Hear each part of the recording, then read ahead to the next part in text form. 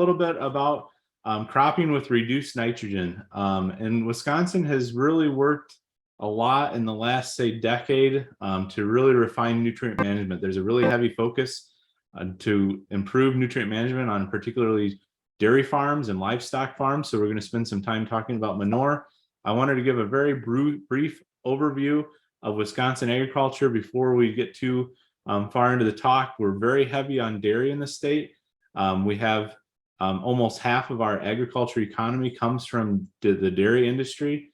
And then we're #1 in dairy cow farm numbers. So there's many small farms. So I work in Southwest Wisconsin, which is down here in the corner represented by the beef cow. I work in this region of the state. We have many farms, around 250 cow dairies or so. And then we have dairies all the way up to 6,000 to 8,000 cow dairies as well in the state. Varying sizes, varying challenges for management. Wisconsin in the US ranks #2 in milk production. But we grow a tremendous amount of vegetable crops for the upper Midwest in Wisconsin. And I really wanted to just touch on these because we're often thought of as dairy, and dairy means we have a lot of corn silage, a lot of corn grain, a lot of wheat acres. But we also grow 59% of US cranberries. And then we also have a very strong potato production industry and various vegetables that we grow as well. Continuing on with that theme, our soils are really diverse in Wisconsin. I asked Khalid when we first started here what his area was, where his office was located, and I looked it up on the map. It's a very flat region. I didn't look up the soils data for that region, but based on the crops that you grow in that area, I expect very productive soils. Wisconsin has an area that is driftless. That's the area that I work in. So that means it was never glaciated. The glaciers never came through there and flattened it out. It's very rolling. I have a couple photos to show that topography. That inherently creates some nitrogen management challenges because we can easily have nitrogen wash away on the slope. We can also lose phosphorus via soil erosion very easily. But overall, some very productive soils in that Southwest Wisconsin region where I work. Our vegetables are grown in the central part of the state. That's a sandy soil. A lot of nitrogen management challenges on sandy soils. We'll talk a little bit about managing on different soil types because it seems like every farm I work with has a couple different soil types. It might not be for more than a few hundred acres or so, those different soil types. But again, when you think about your operations, talk to Khalid, it sounds like operation sizes are anywhere from several hundred to several thousand acres. So we can think about those management zones as we move forward too. Might need to think about different nitrogen management strategies for those different acres.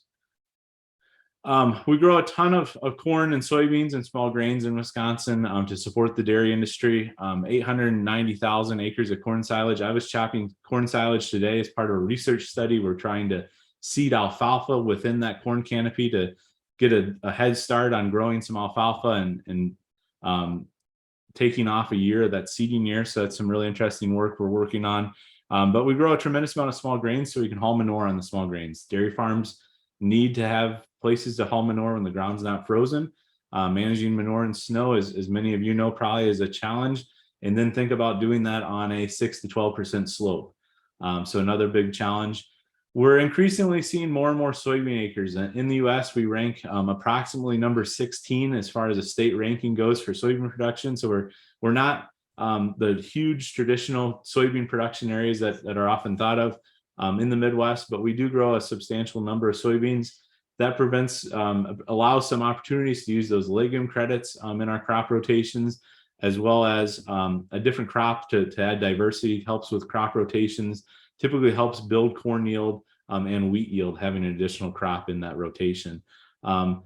A tremendous amount of hay is grown in the state, so that's a great opportunity. When I say the word hay, I'm referring to most predominantly straight alfalfa, but there's many farms that are looking at adding grass into that alfalfa as well for a diversity of their feed ration purpose.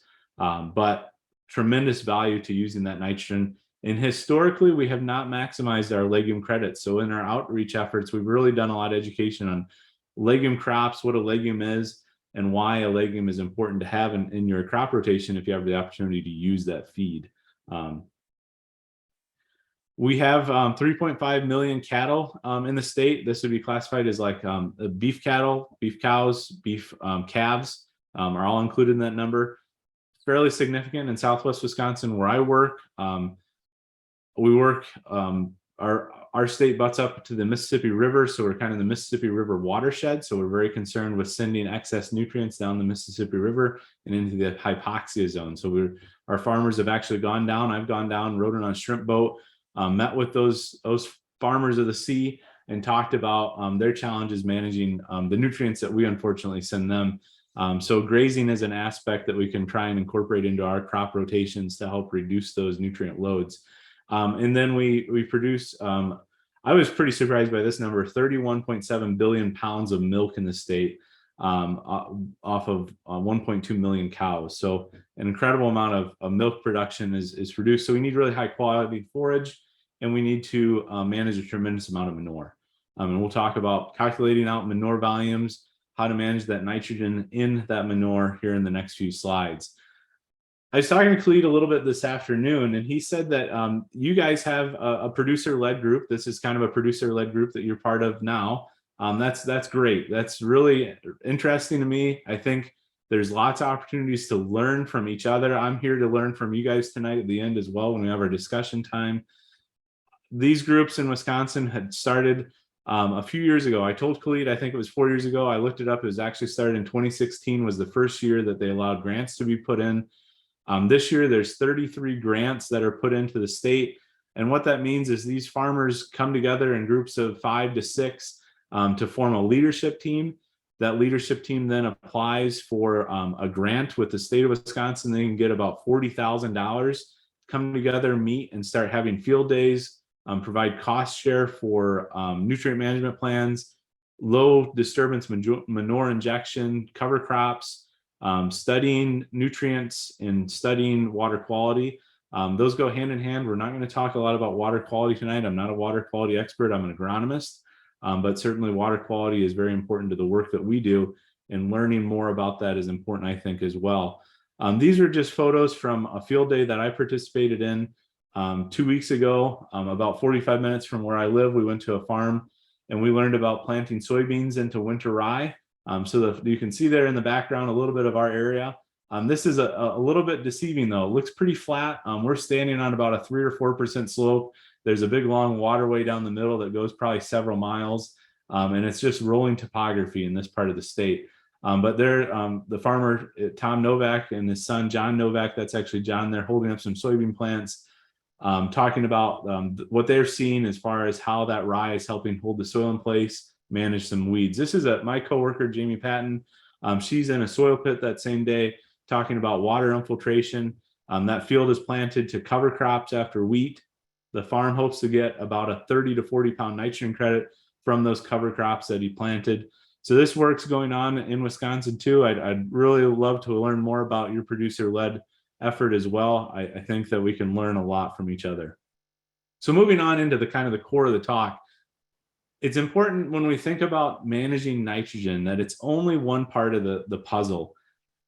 And I really like to visualize some of these things. So I'm going to try and tell the story through using a lot of photos, primarily that I've taken over the last few years. Soil fertility is really important, but it's only one factor that limits yield. So if we're struggling to manage insects and diseases, weeds, struggling to get the varieties that we need, the hybrids we need, we have inherently poor soil structure and poor soil health from decades of neglect and maybe some tough management decisions and some tough weather events that have challenged us to maybe do some more tillage and plant crops when it was maybe the soil was too wet and caused some compaction, that type of thing. A poor crop stand, low soil fertility, and then the lack of moisture all compound our yield. And we often talk about yield potential. If we talk about corn, for example, our yield potential for some of those hybrids is very good, 500 bushels per acre. We see that in the National Corn Growers Contest, very strong yields. However, they're being spoon-fed and they're being irrigated and really managed more like a garden than a crop, of course. But we know that potential is out there.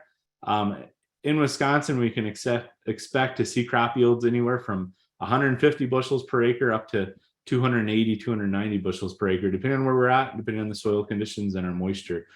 This is a photo from one of my research plots. This is actually a nitrogen study that we had. We do a lot of small plot work.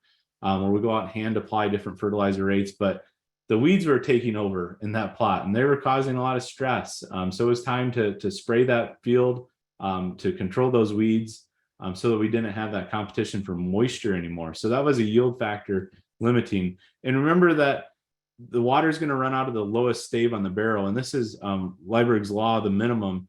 And Dr. Chris Bax from UW Platteville does a great job when we teach these classes of explaining more of this. But this can be, think of this as for soil pH, phosphorus, potassium, plant available levels of those two nutrients, sulfur, calcium, zinc, manganese, magnesium, all are important for crops. A lot of those we're never going to have to apply. The soil has those in it already. We don't have to worry about those, but for some of those we do. We really have to manage soil pH. We really have to manage soil phosphorus levels, soil potassium levels. We're growing forage crops, we're removing a tremendous amount of potassium. So just because we're growing a nice grass hay field or a wheat field and we're not getting the yields we expect, adding more nitrogen might not be the key. So think about that.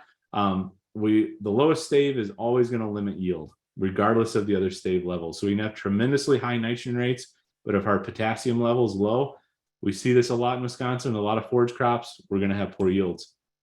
So before we dive right into nitrogen, this is the last slide before we actually get to the main topic. Soil test. If you've never soil tested before, it's very much so worthwhile. I don't know the prices for your local area. Talk to your local agronomist if you're not soil testing. It's critical. This is a soil test from a field that I was managing last year. We had high phosphorus levels. So this is plant available phosphorus, P2O5. We had optimum potassium, or K2O for plant available potassium. However, we had very low pH. So no matter how much nitrogen we applied, no matter how much potassium, say we applied, if it wasn't in that optimal level, we would still be struggling because our pH is limiting, kind of unlocking those other nutrients that we really need for crop production. Rotational pH is going to be really critical when we look at our forage crops. And when we have corn and alfalfa in the same rotation, we've got to make some decisions on managing pH. So not sure if pH is an issue for you guys. It's usually not an issue in my part of Wisconsin, but it's a huge challenge for many producers in Wisconsin. So moving on into nitrogen, a little bit of an introduction here. The first 5 or 6 slides are just going to go over nitrogen basics. The atmosphere actually contains 78% of nitrogen gas into, but plants cannot use that nitrogen directly. So we have a tremendous source of nitrogen already. We just need to convert that nitrogen that's in the air for plant use. This is done in 2 ways. We have chemical fixation, which is commercial fertilizers, the Haber-Bosch process, manufacturing processes. And then we have the biological fixation, which is really interesting. And this is an area that we have a lot of potential to optimize on our farm with different crop rotations, especially with our forage crops. And this is using rhizobia bacteria via host plants. That bacteria is actually hosted on the roots of your legume. So if you dig up an alfalfa plant, a soybean plant, any legume that you're growing, if you're growing any, like say field peas, field beans, you could dig that plant up and you'll see that bacteria host. And if it's a healthy bacteria, there'll be many of those rhizobia bacteria on that root. Very interesting to do if you've never done that. Nitrogen's mobile in plant.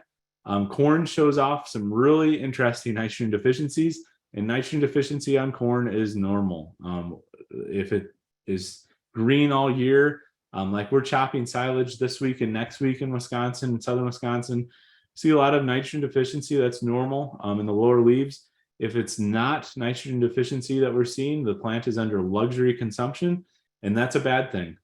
We have too much nitrogen out there in the environment. We're losing a lot of nitrogen if the corn is under that luxury consumption. So I'm going to go through the nitrogen cycle in a little bit more detail. This is part of our training that we give every year to Wisconsin farmers. We talk about the nitrogen cycle, how we can optimize the nitrogen cycle, and where are some of the inputs and outputs of this nitrogen cycle. So I'm going to try and change to more of a laser pointer. So we have our inputs and we really can manage these to a certain level, but we need to have some guidelines. We can apply as much nitrogen as we can afford, but that's probably not going to be the best idea because nitrogen is very easily lost to the environment if we're not applying the right source, the right rate, the right time, and if we're not thinking about how much our crop actually needs. So that can be somewhat risky. So for our organic sources, we have manure and we have biological fixation. We use a ton of manure nitrogen in Wisconsin. We'll go into details on how we apply that manure and what are some creative ways we're moving in the future towards applying that manure to think about for use on maybe your farms. You have some livestock. We get a little bit of nitrogen deposited via lightning and precipitation. We get inorganic fertilizers. Industrial fixation creates some plant available nutrients we can go out and purchase. And then we have quite a few losses, and we're going to go through each one of these losses in detail. But this is the main core of what is really important to manage on your farm. You want to be managing your system so you're getting a very good mineralization occurring, and that's creating that plant available nitrogen, that ammonium and nitrate, those plant available forms for use in your crops. We want to be minimizing these losses. These losses are represented in green and blue on this chart.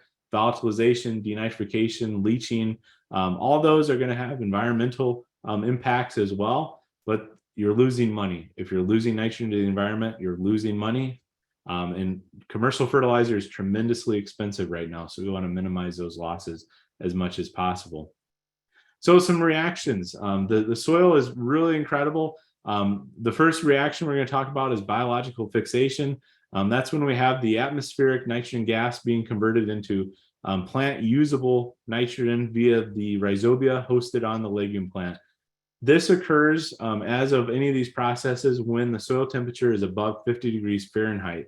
So that's really important to think about as well.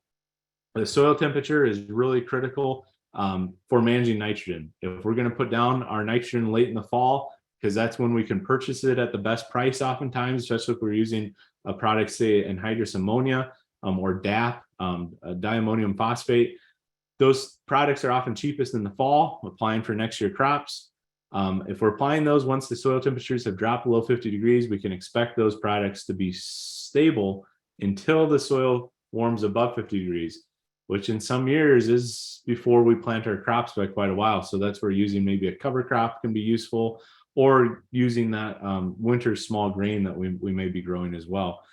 The second reaction is the chemical or industrial fixation of nitrogen, and that involves natural gas being combined with that atmospheric gas.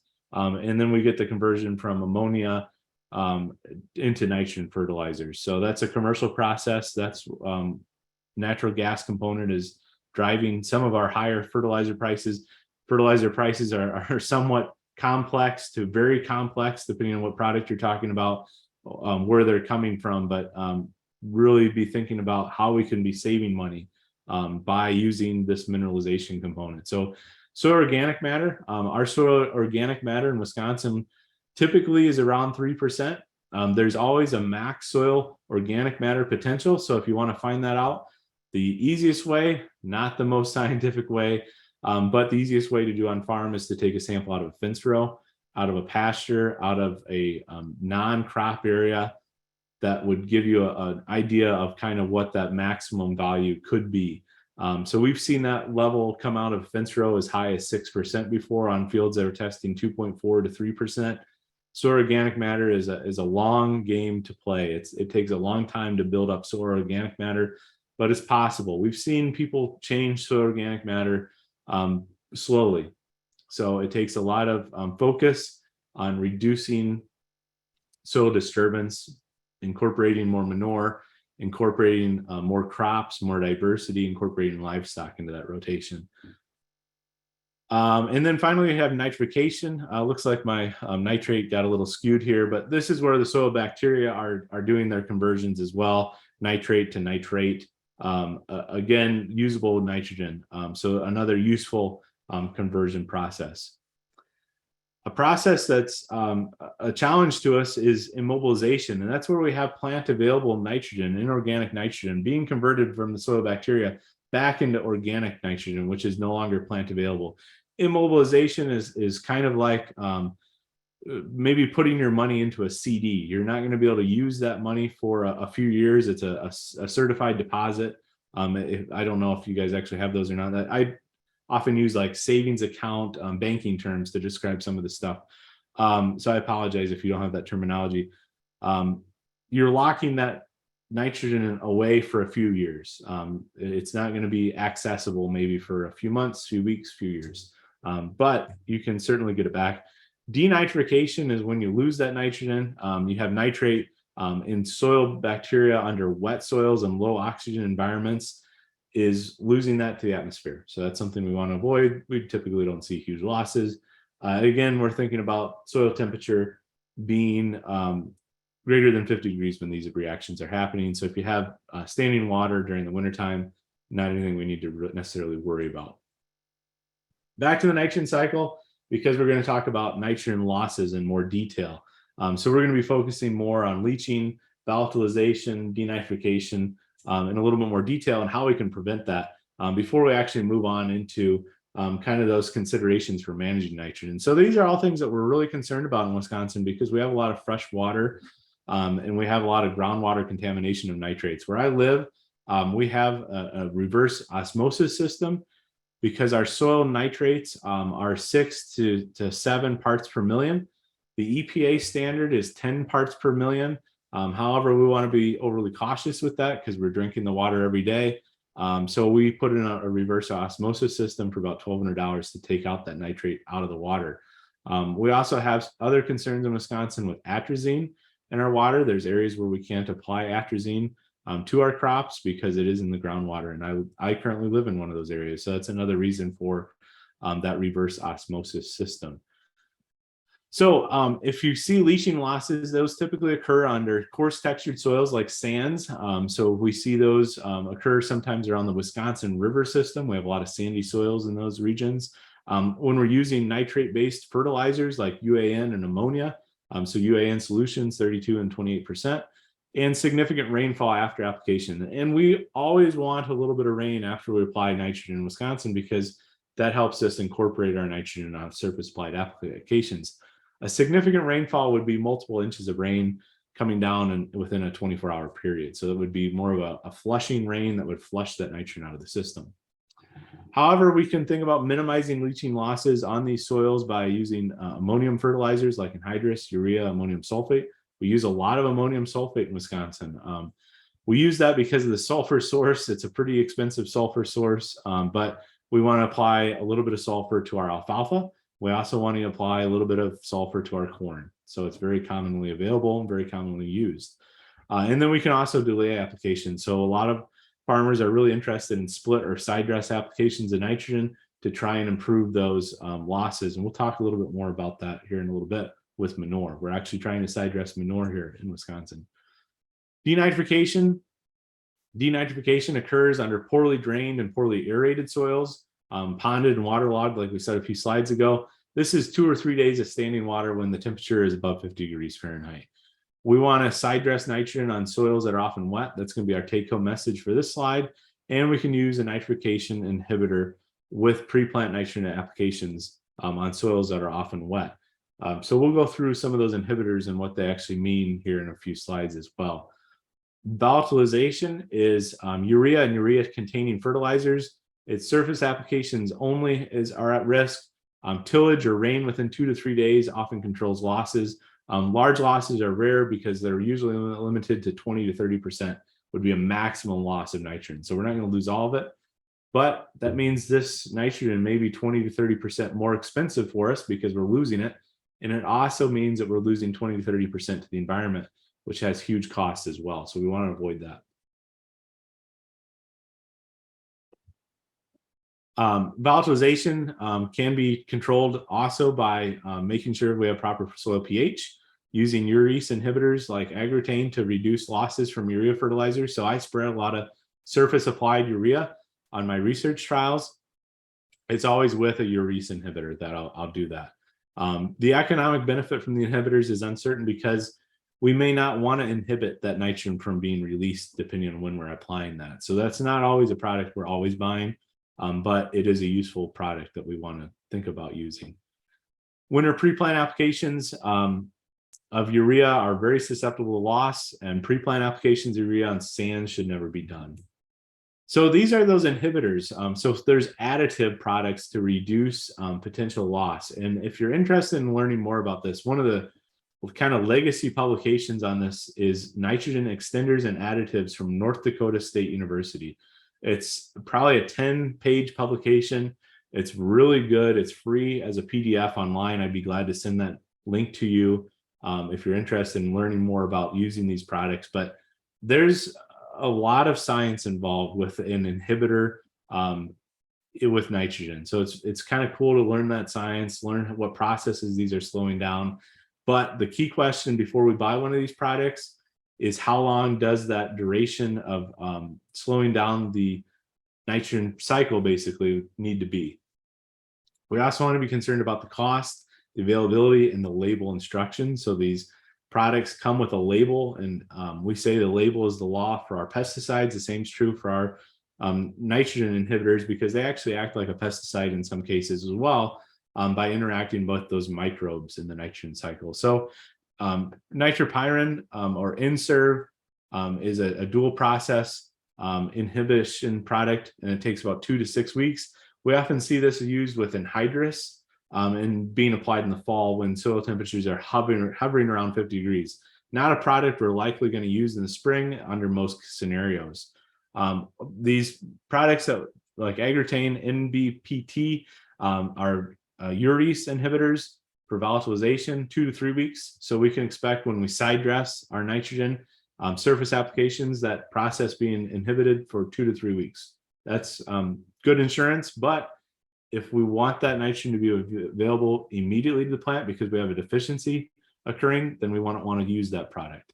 And then there's some combination products. There's a question about that. They like that PDF on inhibitors. I'll take a note and I will send that out to Khalid to share with the group here.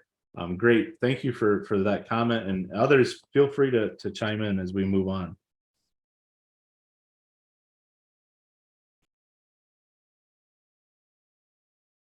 All right, so as we move on here, we have different application timings for nitrogen in corn. I have to just try and close the chat here. Well, maybe I'm not. There we go. All right, so we have different nitrogen application timings, and this is particular for corn. We have these for wheat as well. Wheat, we're going to say that we're going to apply after spring green up, and we're not going to do an application when the ground's still frozen. That's fairly popular because it's somewhat safe to travel across the wheat at that time.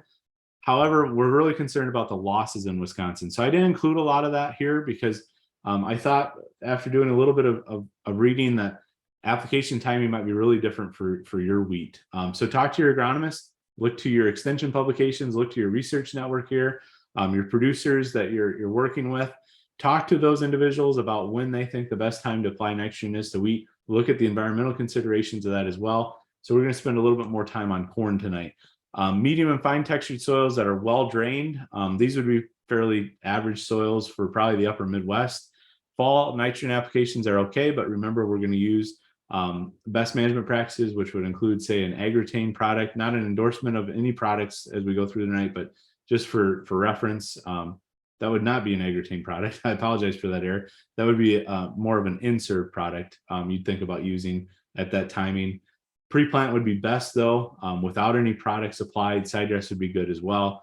Poorly drained soils, we're going to be side dressing these poorly drained soils, and then coarse textured soils, sandy soils, we're going to just do all side dress nitrogen. We're not going to apply fall or pre-plant. Now, when I say we're not going to apply, I'm not saying that like on average Wisconsin farmers all do this. Hopefully we're considering this though. We have many great farmers in the state of Wisconsin that are considering these things, but that's not to say that you won't see some things being applied to sandy soils at unideal timings. But again, 99% of the time we see that occurring how we would recommend it. You guys are the experts. You manage these crops. We're just here to provide some guidance. Available nitrogen release is dependent on the soil microbes. So we have our main nitrogen sources in Wisconsin are manure, our legume credits, and commercial nitrogen.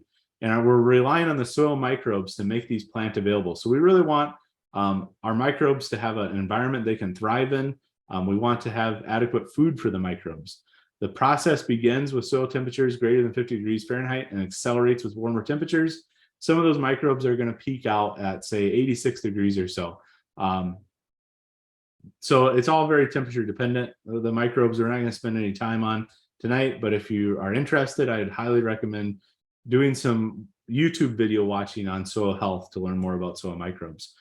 Nitrogen availability is very temperature and moisture dependent.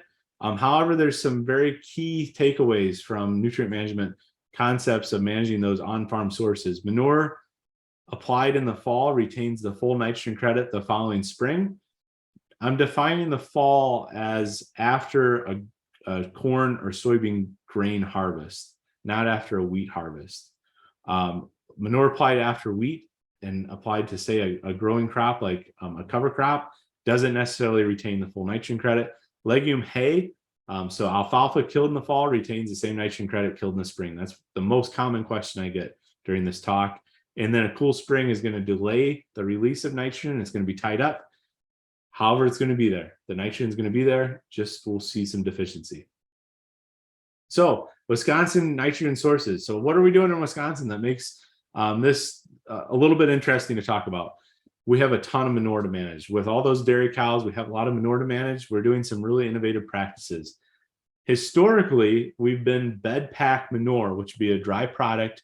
We would apply, it would have quite a bit of liquid yet in it because it's typically a daily haul situation where we're spreading manure every single day of the year.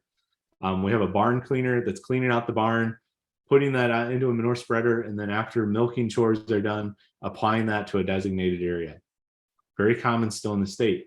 However, with our large farms, they can no longer daily haul. So that's not legal to do for our large farms. Large farms cannot apply. And a large farm for us would be a CAFO operation, 750 milking cows or more, because there's a little bit of an algorithm with the milking cow that we'll talk about in a little bit that applies for manure calculations universally. Liquid manure is king in those environments because they can pump it. This particular farm is almost in Illinois, the state of Illinois, that I visited this spring. They're pumping liquid manure 3 miles at this point. So they can pump up to, I've heard 6 miles before, safely, multiple pumps. They're all controlled by an iPad that the guy in the cab has. He can monitor the pressure of those pumps. And once the pressure drops at a certain location, they know they have a hole in the hose, they can shut that down. Remember, when managing manure, manure has a very low concentration of nutrients. Manure spills have to be minimized, and we have to plan for those to deal with those in an emergency situation. But think about if you spill commercial fertilizer, that's going to be much more potent than manure. So that also we have to be cautious with. So again, this is king on our large dairy farms. They're really interested in adaptive nitrogen management, which we'll cover here in the next couple slides, ways that we can incorporate this into different timings. This is a farm very near where I live. And in fact, this compost is spread within a few hundred feet of my house. This farm is interested in composting manure because they see that as a future, being able to haul the nutrients. They're also concentrating the nutrients in this compost to the point where they're getting 80 pounds per ton of plant available potassium out of their compost. It's really phenomenal. Very interested in this system because it allows us to move away from that critical time period of applying liquid manure before we plant our crops or after we say we cut our wheat. So compost is really interesting. This is compost being spread. My house would be up here, and this is in the field below our house. They're spreading this compost, very even application. They have a special spreader set up to do this properly, but again, it's a very low-tech setup. They do keep it covered though, because they're concerned about atmospheric moisture diluting those nutrients, and then that also allows them to controllably apply liquid manure into their compost windrows. So the compost is composed of their bedding, which is primarily corn stalks, but also they're applying liquid manure into that system, into those corn stalks, along with some byproducts from a electrical generation facility that's using the manure through a biodigester, and they're generating some gas and then eventually creating power. They're applying some of those byproducts in this compost as well to raise the carbon to nitrogen ratio. So some really innovative strategies, but it gets even better. So this is really cool stuff. This is, we had a field day, we as in UW Extension, I was not directly involved in the field day, had a field day on innovative practices a few years ago. The extension educator did a great job with this field day. They had machinery out in the field running. They did a lot of plots, large scale plots. The farmers come back and see later on. And this is kind of a producer-led initiative. The producers in this area of the state are really interested in using this new technology to manage their manure. This is a machine. Both these machines are set up for side dress. This is a fairly common low disturbance toolbar, which is really popular. I have a slide up close of this machine. Farms are really interested in these low disturbance toolbars to be able to apply manure to forage crops. So be able to apply nitrogen to alfalfa. But this is a dribble toolbar, and farms are really interested in side dressing with this machine. So it's set up to side dress. It pulls a hose through the field. It can also be hooked to a tanker that pulls the tanker around through the corn rows. None of this corn was getting damaged when this machine was run. It was really cool to see operate. This is that up close. These, I believe, are made out in Iowa. Low disturbance toolbar. There's many low disturbance toolbars, I've been told, though. I've seen quite a few of them operate out in the field.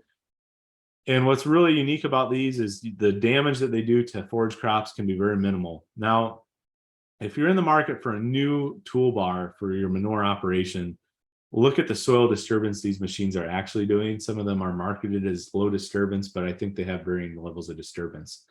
This is not necessarily low disturbance toolbar, but this is a really poor photo.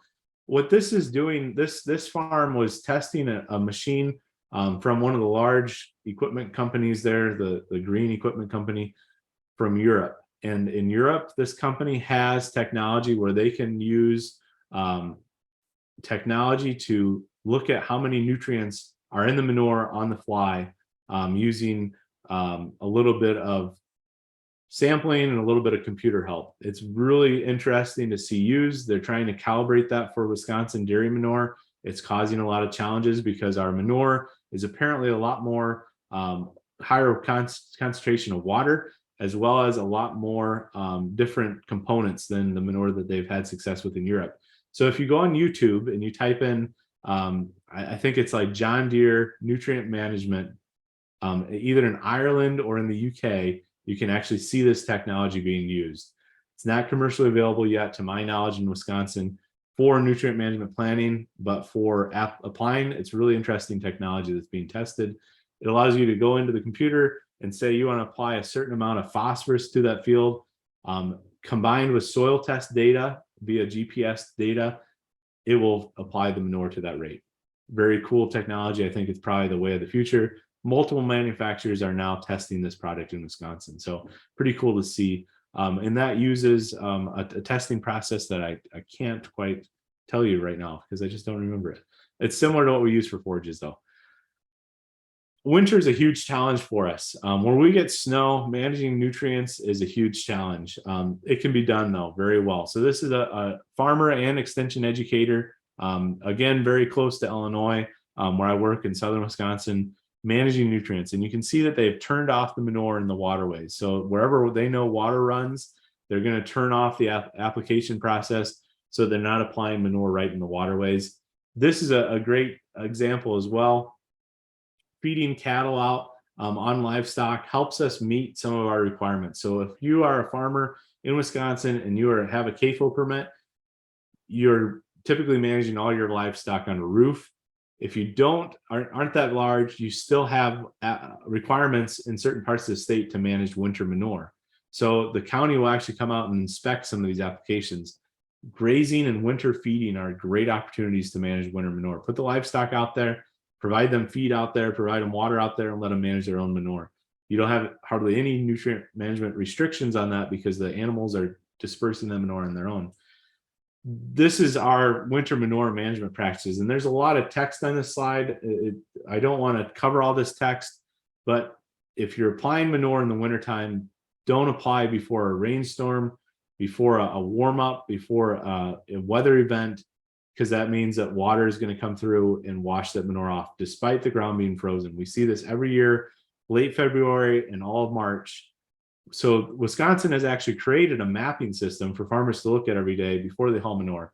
I don't think it's widely used, but basically the saying is that when it's red, don't spread. So when the weather conditions indicate that there's going to be a runoff event, the map turns red, and we don't recommend spreading manure at that point because we're going to lose that manure, lose money, we're going to lose it the environment, it's going to kill some fish. Not good. Besides, it's going to affect negatively folks that drink water out of the Mississippi River and eventually make it to the Gulf of Mexico and help contribute to the hypoxia zone, the dead zone.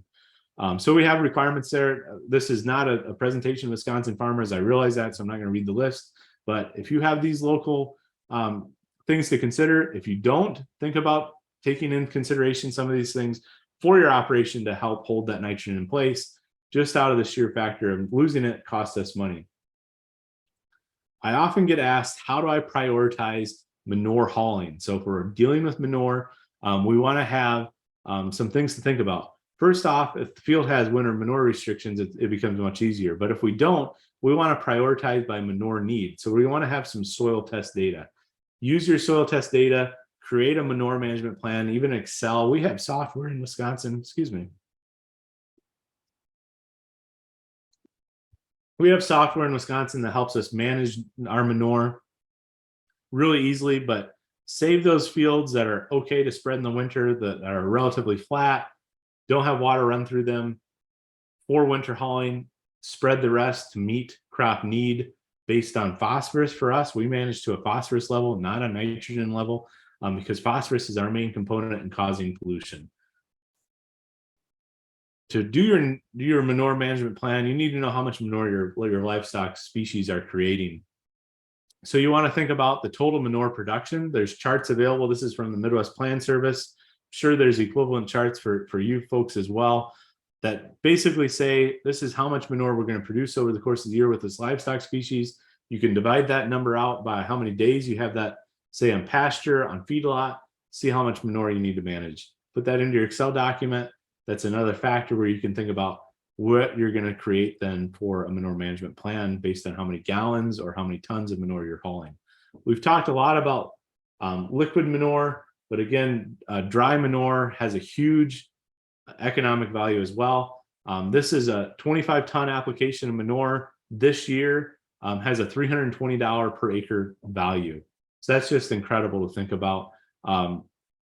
2 years ago, before nitrogen and fertilizer prices got so high, this was still about $108 per acre. So there are farms that I work with that do not take a nitrogen credit from their manure application.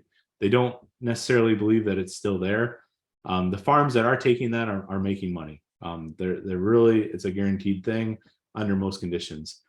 This is that program that we have. I didn't want to spend a lot of time on it, but this I thought just would give you some ideas on some of the data that you could put into a plan. If you're thinking about trying to put together a plan, or if you have software that works great for you too, that's awesome. But think about, your crop yield, your tillage, your yield goal, your soil test data, and then using some sort of recommendations. For us, the University of Wisconsin has some great publications available. I'm sure that you have those available as well. From your universities, from your Department of Agriculture, to give you some guidelines on how much nitrogen my corn, my wheat, my barley needs, and then figure out how much you can get from your on-farm sources, your legumes, your manure if you have manure. I'm going to skip through a couple slides because I've already used about 45 minutes, and I'm going to move up a little bit over the ways. All right. So legume crediting. Sounds like there's some legumes in your crop rotations. If you're not familiar with legume crediting, look into how much you can reliably credit from your legumes that you're growing on your farm. Alfalfa that's in terrible condition, it's full of grass, we can still expect 90 pounds of nitrogen on a medium or fine textured soil to be available from that alfalfa, even if it's been cut right before terminating. If it hasn't been cut, regrowth over 8 inches tall, poor stand, 130 pounds of nitrogen. A great stand, 190 pounds of nitrogen. That's $190 right now. Nitrogen's $1 a pound or so. It's It's come down a little bit, so it might not be quite $1 a pound, but think of that, $90 to $190 per acre you have a nitrogen out there if you're growing alfalfa. If you're not growing alfalfa and you think, gosh, I have 3,000 or 4,000 acres, what's a crop I could maybe incorporate into maybe a quarter of my acres that's going to bring in a little diversity of income? Yes, it requires equipment. Yes, it requires different management. Think about growing some alfalfa. There's always a huge need for alfalfa to be moved around. High quality forage is often hard to come by. It does take a little bit of management to get it to grow through winter. We have those challenges. There's also a second year credit, and this is something that we didn't spend any time on until 2021, when nitrogen became increasingly more expensive. So this is actually a picture that I took just for this slide to talk about second year nitrogen credits. A second year nitrogen credit from alfalfa is about 50 pounds per acre yet. And we often wrote these off as not necessarily necessary on many of our farms. However, permitted farms were required to take them. 45 bucks. So an additional $45 from that nitrogen credit. And I apologize, I didn't convert these to your currency. But again, think about these as being significant. Additional legume opportunities, if you're growing any cover crops, they have to be out there really for about a year to do much for a nitrogen credit. But red clover, soybean has a nitrogen credit. We don't take that in consideration, but we do think about that when we do our corn nitrogen recs. If you're removing residue for livestock, that's removing a lot of nutrients, particularly low phosphorus and potassium. It's removing organic matter, which in the long run is going to remove nitrogen. But when we're calculating these out for on farm, we're removing that phosphorus and potassium. All right. So Khalid, how are we doing on time? I think it's very good. We still got about 25 minutes. Okay, I'll keep moving through. We've got a few more slides that I've just introduced and room for some discussion. Our actual nitrogen recommendations in Wisconsin are not based on crop yield. They are based on crop yield for, say, grass, hay, and some of our specialty crops, in particular potatoes, but not for corn and wheat. Corn and wheat, we're looking at the nitrogen and yield price, our soil yield potential, our soil texture, our previous crop, and our irrigation. This has not always been true, though. So when I went to school, my first year of college, we talked about nitrogen management in a pounds of nitrogen applied versus yield. This changed a few years ago to nitrogen and corn price ratios because we realized that there's an economic optimum point to applying nitrogen to any crop. Eventually, you're going to plateau and get to a point where that additional pound of nitrogen is not actually returning a pound of crop back. So we want to maximize this plateau. And what this is really interesting to look at, yes, Plano silt loam is a phenomenal soil. It's one of the best soils in the upper Midwest. It's from a prairie soil, prairie base, tremendous organic matter potential, tremendous potential. On this one of the best soils in the Midwest for growing corn on, we see an optimum point of applying nitrogen. The 160-pound nitrogen application rate is very similar to the 200-pound nitrogen application rate as far as yield goals. What's not similar, though, is how much we've lost the environment here. So we've drastically increased our environmental losses. We have those charts as well. Decided not to include them tonight because it wasn't specifically all about corn tonight. But when we talk about nitrogen losses, there's some great research done with corn because it is grown on so many acres in that upper Midwest region. And the economic environmental considerations are really important. This is an interesting chart to think about, well, the soil's potential. This is all representing mostly corn and soybean crop rotations on medium and high potential soils. We think about medium soils as being not really that great. High potential soils are going to be the best of the best. There's probably more medium soils in the area that I work in than high yield potential soils, but we have corn on corn, soybean corn rotations, corn on medium soils, soybean corn, and then irrigated sands and non-irrigated sands. Everything but the sand is a scatter chart. There's data all over the place. So on our high producing soils, 0 pounds of nitrogen applied, we're still getting phenomenal yields without applying any additional nitrogen. So that's really interesting to think about. That's that soil component, that mineralization that we often take for granted and we don't consider. So that's something to think about. I wanted to include an example of what we do to calculate out these ratios though, because if you were interested, you could do this at home as well. You take your nitrogen price and you take your nitrogen price divided by how many pounds are in that product. So for urea, it's 46% nitrogen or 920 pounds per ton. So it's right now it's 98 cents per ton when I last checked. The grain price when I last checked this slide was $5.68 locally. The Chicago Board of Trade has a basis built in. So if we see that Chicago Board of Trade price, we have to find out that local basis. And that basis basically pays to truck it, pays it to go down the Mississippi River to be exported, that type of thing. So 568 was what we could sell it for out of the field. We take 98 cents divided by 568 for our price per bushel, and our nitrogen to corn price ratio is 0.17. This is historically high. Historically, it's been in this what I would call orange, but I tend to see colors maybe a little bit differently than other people. I would call this orange, yellow. We've always been in this orange range. Moving to the left, this 0.05 is where we use corn silage. So if we're growing corn silage, we realize corn silage has a tremendous value. We want to maximize that value and that yield. So we're going to use a high rate of nitrogen tonnage is what we're trying to grow, along with a really high quality grain to get that yield component and that quality component.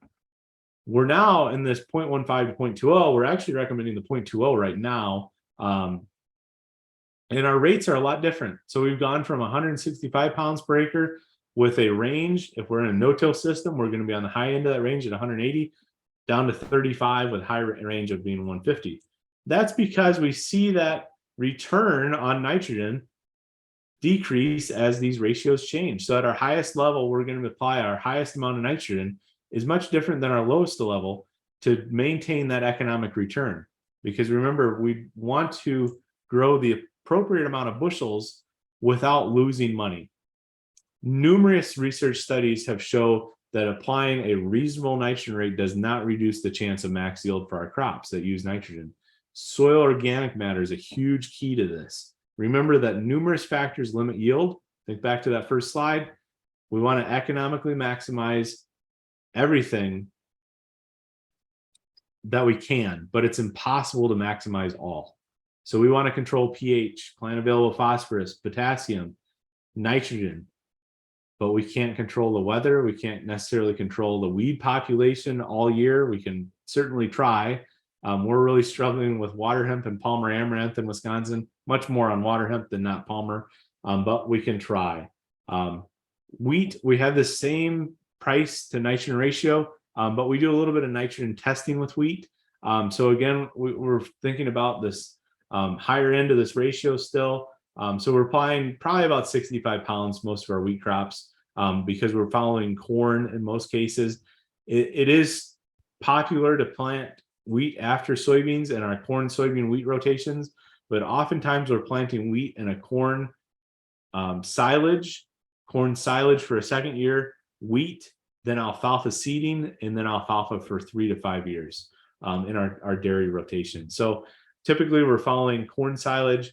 We do have a little bit of residual nitrogen left some years, so we can test for that. This is different levels. Don't look at the years. It's old data. We haven't done this study in a long time. There's varying levels depending on how much rain you get of soil nitrates still out in the soil. So we want to be able to test that. There's a couple different tests that we recommend in Wisconsin.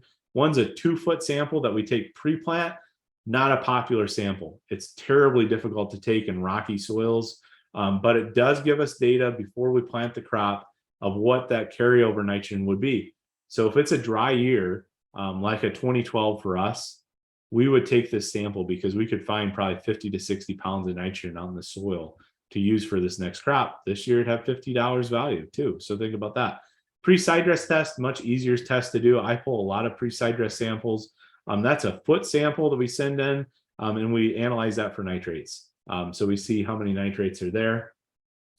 But we're really interested in the future. And this is the last few slides, is we're really interested in not the nitrogen source is a little misleading title. I should have thought about that a little bit more, but we're really interested in using cover crops, using more manure in our rotations, and playing with this nitrogen, carbon to nitrogen ratio. So this is not Wisconsin research. This is some really great research I found a few weeks ago when I was putting together a talk for a field day on this very topic.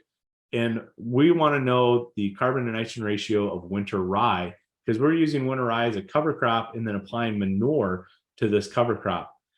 Winter rye has a carbon to nitrogen ratio, the scientific literature says, of about 34 to 40, depending on if it's above ground or below ground. We're going to talk about above ground of that 34 number. That means it's going to tie up nitrogen when it decomposes. So we have corn residue, grain straw, and sawdust as our example carbon to nitrogen ratios that tie up nitrogen when they decompose. Soil microbes, so organic matter, alfalfa, and rotted manure all release nitrogen because they're below that 20 threshold.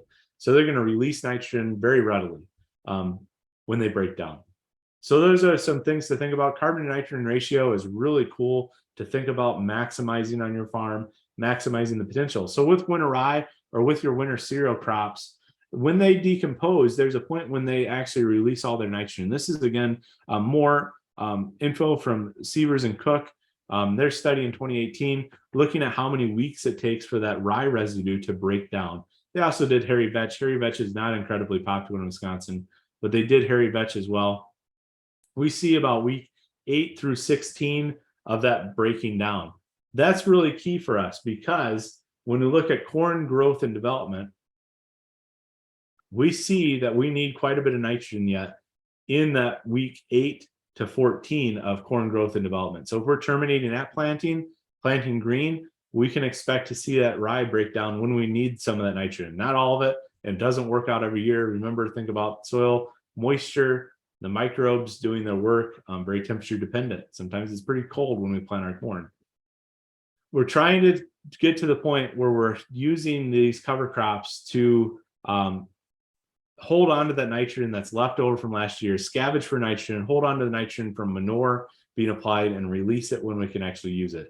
This is the future because we're trying to do a lot of research on this. I have a research study working on this right now. It's a work in progress, but some really exciting work. If you're using small grains in your crop rotation, think about how you can maximize that potential, because our corn needs a tremendous amount of nitrogen yet, not quite 50% in that midsummer when it's moving from late vegetative into grain production into grain fill. So we want to maximize that area. There's a lot of nutrient potential with cover crops. Our producer-led groups are super interested in diverse cover crop mixes. We need to grow those for quite a long time though, but they help reduce erosion, which helps hold phosphorus and potassium in place. Frost-seeded red clover into winter wheat grain, into any winter small grain, is a great nitrogen source. So we see a lot of people trying to do that. Basically, frost seedings, when you go out and the ground is cracked, when you can drive the four-wheeler through that field without leaving a footprint in the morning, but if you drove through it in the afternoon, you'd see that track for the rest of the season. That's our ideal time. Go out and frost seed red clover, about 12 pounds per acre. You can expect 40 to 80 pounds of nitrogen for the following crop. Red clover seed right now, we can buy for a couple dollars a pound. That means that you're spending about $24 to get about $40 to $60 back, minus your expenses, but frost seeding is very low tech. So a lot of interest in that. We do a lot of nutrient management planning in Wisconsin. Basically, we have workshops, we have classes where we walk through soil loss. Soil loss we didn't even talk about tonight. Think about soil loss as you want to minimize that. No matter how flat your farm is, you can still use soil to wind, and the best soil is being blown away on a lot of our farms. So I want to minimize that because there's a lot of nutrients in soils. Farms are making more money when they're thinking about nutrient management holistically and in a system. So if you just manage your nutrients based on that next crop you're growing, not taking a soil test, not using nutrient credits, you're losing potential. You're spending more money possibly than what you could, which means you're losing an opportunity cost in some cases. So we've seen studies done in Wisconsin. We're not seeing loss of yield by refining nitrogen management. 74% of farms surveyed said they saw no yield change. 18% saw they actually increased corn yield when they actually started thinking about managing nitrogen, phosphorus, and potassium more holistically. We're getting up on the edge of time. This is another tool that we have. We have Snap Plus. We walked through that a little bit. But if you're growing specialty crops on your farm, any high value crop, think about how you can use nutrient management because the payout's going to be even quicker. We have a lot of resources online available for free. We have a lot of YouTube videos. I think that's how you found me, was a YouTube video, which is great. I'm glad farmers out of Wisconsin, outside of Wisconsin, are using that info. Feel free to reach out. We do quite a bit of Twitter at the University of Wisconsin. I don't know why, but I post a lot of photos. I posted a video today of our silage corn research. Feel free to reach out via email or phone call.